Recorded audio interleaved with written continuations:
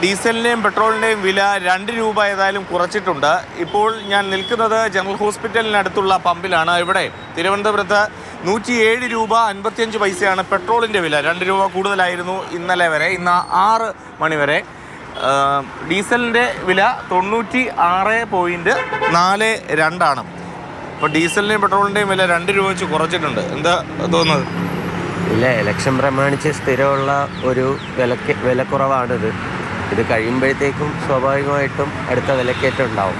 But ഞാൻ എൻ്റെ ഒരു സൈഡിൽ നോക്കുമ്പോൾ പെട്രോളിൻ്റെ മാത്രമല്ല, ഇതിൻ്റെ നമ്മളുടെ റോഡും എല്ലാം ഗതാഗതവും എല്ലാം കൂടെ ഈ പെട്രോൾ ഹൈക്കിൻ്റെ കൂടെ നീറ്റ് ആൻഡ് ക്ലീൻ ആക്കുകയാണെങ്കിൽ കേരളത്തിൻ്റെ വളർച്ചയായിരിക്കും അത്. ഇപ്പോൾ എന്തായാലും 2 രൂപ കുറച്ചത് താൽക്കാലികമായെങ്കിലും ഒരു ആശ്വാസം ഉണ്ടെന്ന്.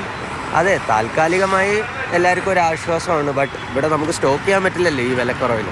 അങ്ങനെ സ്റ്റോക്ക് ചെയ്യാനുള്ളൊരു ഓപ്ഷനും കൂടെ തരണം സർക്കാർ, അതേ ഉള്ളൂ. ഏതായാലും പെട്രോൾ ഡീസൽ വില 2 രൂപ കുറച്ചെങ്കിൽ പോലും അത് തിരഞ്ഞെടുപ്പ് മുന്നിൽ കണ്ടുള്ള വിലക്കുറവാണ് എന്നുള്ളതാണ് പ്രത്യേകിച്ചും നാട്ടുകാരും പെട്രോൾ അടിക്കാൻ എത്തുന്നവരൊക്കെ പറയുന്നുണ്ട്. 2 രൂപ പെട്രോളിനും ഡീസലിനൊക്കെ കുറച്ചിട്ടുണ്ട് കേട്ടോ. അറിഞ്ഞോ?